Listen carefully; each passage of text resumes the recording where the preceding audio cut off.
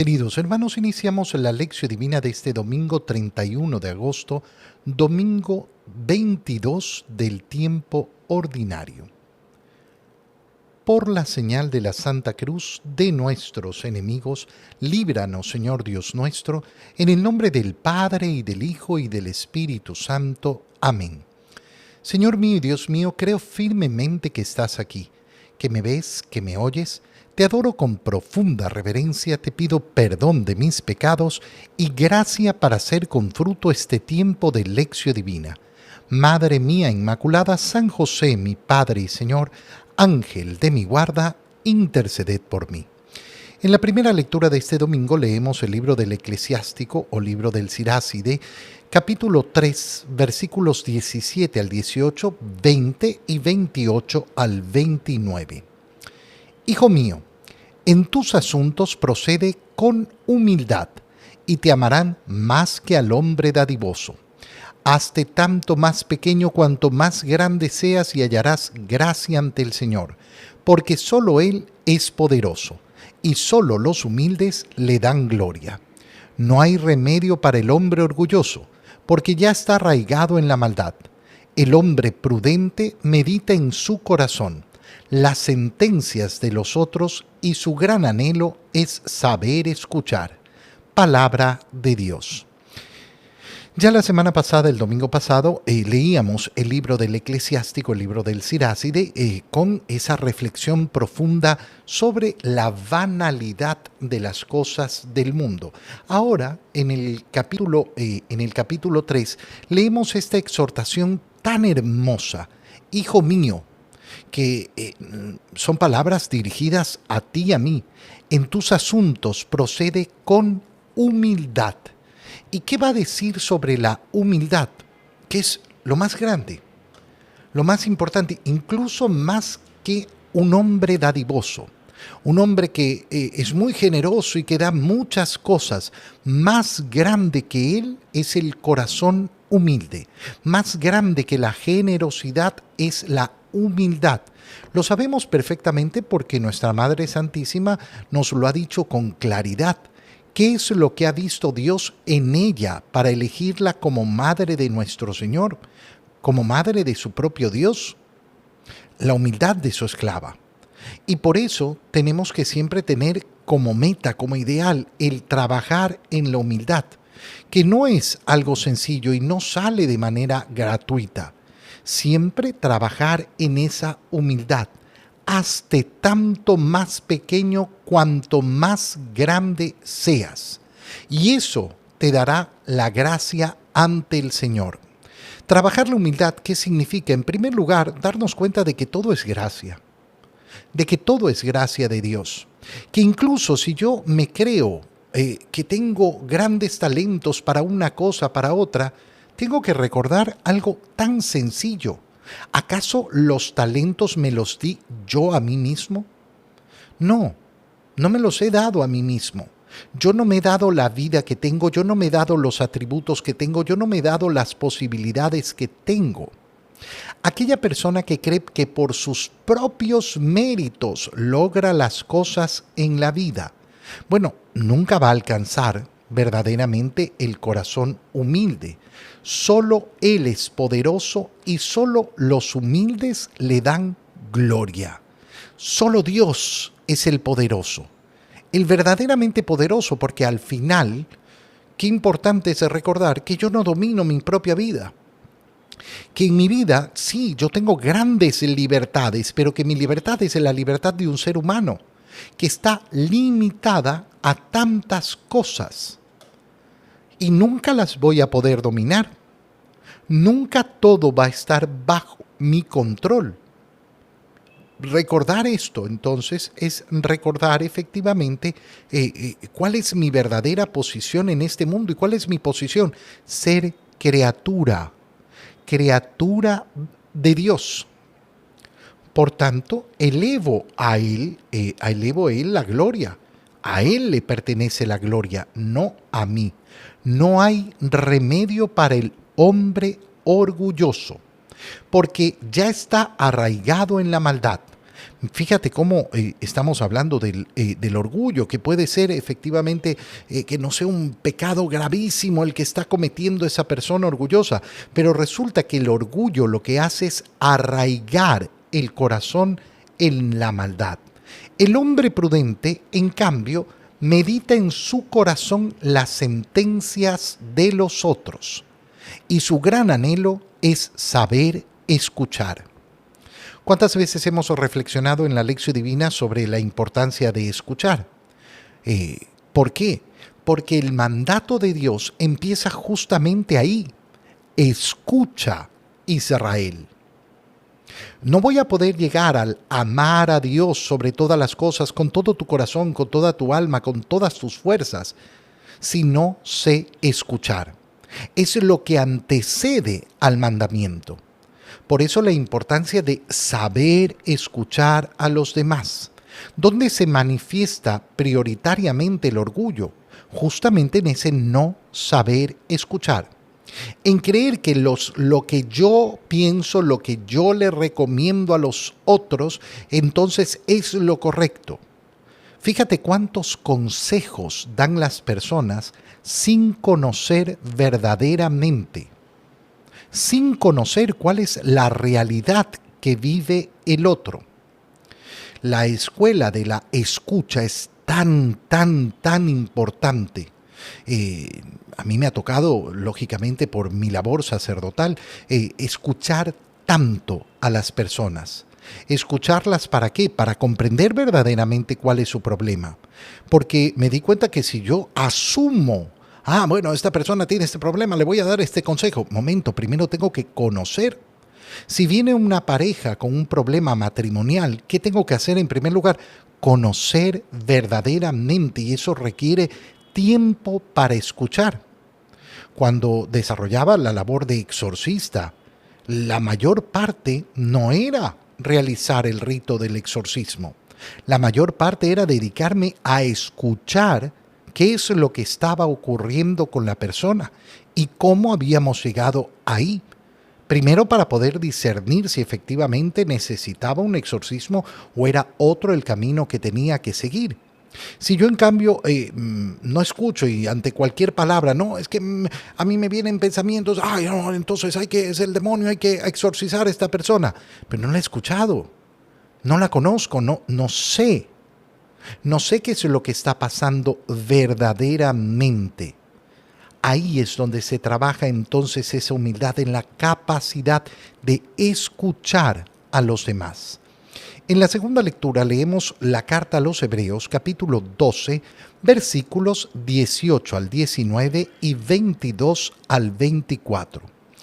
Hermanos, cuando ustedes se acercaron a Dios no encontraron nada material como en el Sinaí, ni fuego ardiente, ni obscuridad, ni tinieblas, ni huracán, ni estruendo de trompetas, ni palabras pronunciadas por aquella voz que los israelitas no querían volver a oír nunca. Ustedes, en cambio, se han acercado a Sión, al monte y la ciudad del Dios viviente, a la Jerusalén celestial, a la reunión festiva de miles y miles de ángeles, a la asamblea de los primogénitos, cuyos nombres están escritos en el cielo. Se han acercado a Dios, que es el juez de todos los hombres, y a los espíritus de los justos que alcanzaron la perfección. Se han acercado a Jesús, el mediador de la nueva alianza. Palabra de Dios. En el camino de la fe siempre es importante recordar que la fe es justamente creer en aquello que no vemos, en aquello que no podemos comprobar, y que el camino de la fe, cuando es vivido, nos va alimentando de esa certeza que anhela mi corazón. Pero lo que no podemos es tener la certeza sin la vivencia. Sin la vivencia es imposible tener la certeza de la fe. Y por eso la carta a los Hebreos lo que hace es distinguir estas dos realidades. La realidad que vivió el pueblo de Israel, que tuvo manifestaciones tremendas de la presencia de Dios.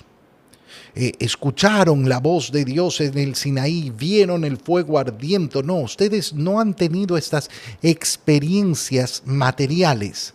no encontraron nada material, nos dice la carta a los hebreos. Qué importante darse cuenta de que mi fe no necesita de experiencias materiales. ¿Por qué? Porque está basada en mi confianza en la palabra del Señor. Para muchas personas esto resulta un camino de locura. No, pero ¿cómo vas a seguir esto si no está comprobado, si no lo has podido comprobar? Hermano mío, abre los ojos y fíjate cuánta fe pones en las palabras del mundo, en lo que otros en este mundo dicen. ¿Cuánta fe ponemos en otras personas? Si no la tuviéramos, no podríamos movernos de nuestra casa. Si no la tuviéramos, ni siquiera podríamos tener una vida en sociedad. Si yo no tendría fe en las demás personas, entonces, ¿cuál es mi camino? ¿Irme a esconder a una caverna? La vida en sociedad demuestra cuánta fe tenemos unos en los otros, cuánta confianza tenemos unos en los otros. ¿Cuántas personas ponen tanta fe en la política y en los políticos? Ponen tanta fe en los científicos, ponen tanta fe en lo que están haciendo no sé qué, en las instituciones que hacen no sé cuánto. Yo pongo mi fe y mi confianza en la palabra del Señor. No me parece que es ninguna locura. Más bien, es de los actos más racionales que puedo realizar en mi vida. ¿Por qué? Porque el nivel de confianza que me merece Dios es mucho más alto que cualquier persona en este mundo, que cualquier institución en este mundo. En el Evangelio, leemos el Evangelio de San Lucas, capítulo 14, versículo 1 y versículos 7 al 14. Un sábado, Jesús fue a comer en casa de uno de los jefes de los fariseos y estos estaban espiándolo. Mirando cómo los convidados escogían los primeros lugares, les dijo esta parábola. Cuando te inviten a un banquete de bodas, no te sientes en el lugar principal, no sea que haya algún otro invitado más importante que tú, y el que los invitó a los dos venga a decirte, déjale el lugar a este, y tengas que ir a ocupar, lleno de vergüenza, el último asiento. Por el contrario, cuando te inviten, ocupa el último lugar, para que cuando venga el que te invitó te diga, amigo, acércate a la cabecera. Entonces te verás honrado en presencia de todos los convidados, porque el que se engrandece a sí mismo será humillado, y el que se humilla será engrandecido. Luego dijo al que lo había invitado, cuando des una comida o una cena, no invites a tus amigos, ni a tus hermanos, ni a tus parientes, ni a los vecinos ricos, porque puede ser que ellos te inviten a su vez, y con eso quedarías recompensado. Al contrario, cuando des un banquete, invita a los pobres, a los lisiados, a los cojos y a los ciegos, y así serás dichoso, porque ellos no tienen con qué pagarte, pero ya se te pagará cuando resuciten los justos. Palabra del Señor. Fíjate cómo en el Evangelio se unen las dos ideas que hemos leído en la primera lectura del libro del Eclesiástico, la humildad y la generosidad. Lo veíamos en la primera lectura diciendo que la humildad es más grande que el hombre dadivoso, el corazón humilde es más grande que el corazón de un hombre dadivoso, de un hombre generoso. Las dos cosas que nos dice el Señor hoy día apuntan a eso, a la humildad y a la generosidad. Pero hay una introducción al Evangelio que hemos leído que es importantísima. ¿Por qué? Porque durante toda la semana hemos visto cómo el Señor ha exhortado de una manera sumamente dura a los escribas y fariseos hipócritas. Y durante 3 días esta semana estuvimos leyendo esas exhortaciones del Señor. Pero fíjate ahora cómo inicia el Evangelio. Jesús fue a comer en casa de uno de los jefes de los fariseos. A comer en casa de uno de los jefes de los fariseos. Es decir, el Señor es capaz de exhortar con dureza y hablar con mucha claridad y decir palabras muy fuertes, muy duras. Son unos hipócritas. ¿Significa eso que el Señor los odia? No. ¿Significa que no se lleva con ellos? No. ¿Significa que no puede aceptar una invitación para sentarse a la mesa con ellos? No. Qué importante es esto, porque a veces se cree que por la exhortación, por decir la verdad, por predicar el Evangelio, entonces yo estoy odiando a ciertas personas. Lo reflexionábamos el día viernes ante el martirio de Juan el Bautista. Con cuánta claridad hablaba Juan sobre el matrimonio. Significa que si yo hablo con claridad sobre el matrimonio y digo, oye, tú no estás viviendo en una unión matrimonial, estás viviendo en adulterio. ¡Ay, me odia! No, no te odio. Todo el contrario. Es el amor el que me lleva a hablar con la verdad. No el odio hacia ti. El verdadero amor se muestra no cuando yo soy fariseo hipócrita, sino cuando digo justamente la verdad. Cuando digo las cosas que tengo que decir. ¿Por qué? No porque son idea mía, sino porque son la palabra del Señor. Entonces Jesús no tiene ningún problema. Pero en cambio mira la actitud de los fariseos. Estos estaban espiándolo. Espiándolo, qué cosa más horrible, qué actitud más fea. A ver qué hace este, a ver qué hace, ahí estamos viendo y pendientes de qué hace este. Y entonces Jesús mira cómo los convidados escogen los primeros lugares, se pelean por los primeros lugares. Y entonces dice algo con claridad: cuando te inviten a un banquete de bodas, no te sientes en el lugar principal. ¿Actúa con qué? Con humildad. ¿Qué es lo que hemos escuchado en la primera lectura del libro del Eclesiástico? Esto, hijo mío, ante todo, sé humilde. Sé humilde, que la humildad sea la que gobierne tu corazón. No te creas importante, no te creas más. El Señor está diciendo exactamente lo mismo en el Evangelio. ¿Y qué está diciéndole además? Mira, si tú ocupas un lugar indebido, entonces tendrás que pasar vergüenza después. Es decir, está apuntando a la lógica más básica, más básica. ¿Qué quieres lograr con el orgullo? ¿Qué quieres lograr con el orgullo? No vas a lograr nada siendo orgulloso. Desde una perspectiva natural, 100% humana, si tu preocupación son solo las cosas de este mundo, ya deberías darte cuenta de que vas a conseguir mucho más en este mundo con la humildad que con el orgullo. Pero lógicamente nosotros no vivimos por la recompensa de este mundo y entendemos que el Señor nos está hablando de esa recompensa en el cielo. El que se engrandece a sí mismo será humillado, y el que se humilla será engrandecido. Fíjate cómo el camino que propone el Señor no es simplemente la humildad, sino que nos dice cómo llegar a la humildad. ¿Y cómo se llega a la humildad? Se llega por el camino de la humillación. Esta palabra, que es una palabra tan horrible para tantas personas. A mí me ha tocado escuchar incluso a sacerdotes que cuando les he hablado de la humillación, me ponen cara de, ay, pero esa palabra, humillación, no. Y les he tenido que decir, hermano mío, parece que no has contemplado nuestra salvación. Cristo nos ha salvado humillándose en la cruz. Siendo colgado en la cruz, desnudo, siendo humillado delante de todos. Si ese es el camino de nuestra redención, ¿cómo voy a escapar yo de la humillación? Ese es el camino que tengo que seguir. ¿Cómo me humillo? Hay tantas formas de humillarse ante los demás. Hay tantas formas de bajar nuestros egos, de bajar nuestras creencias de que yo soy más importante. Pero además el camino de la humillación es camino de liberación.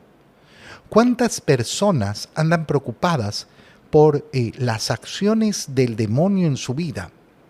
Las acciones del demonio en nuestra vida se combaten a través de la humillación. Humíllate, humíllate. Y vas a ver cómo el demonio no resiste la humillación. ¿Y por qué no la resiste? Porque justamente el demonio es todo el contrario. El demonio es el orgullo. Y después de eso, dice, oye, no invites buscando recompensa en este mundo. Invita a aquellos que no te van a poder pagar en este mundo. Cuando en nuestro corazón surge esto de, pero ¿y cuándo me toca a mí? ¿Cuándo van a hacer las cosas por mí? ¿Cuándo van a pagar lo que yo he hecho por ellos? Nunca. Si es que lo que tú quieres es la salvación eterna, nunca. No esperes la recompensa en este mundo. Lucha por la recompensa que nos da el Señor. Te doy gracias, Dios mío, por los buenos propósitos, afectos e inspiraciones que me has comunicado en este tiempo de lección divina. Te pido ayuda para ponerlos por obra. Madre mía Inmaculada, San José, mi Padre y Señor, Ángel de mi guarda, interceded por mí. María, Madre de la Iglesia, ruega por nosotros. Queridos hermanos, que el Señor los bendiga, los cuide y los proteja. En el nombre del Padre, y del Hijo, y del Espíritu Santo. Amén. Que tengan todos un muy feliz domingo.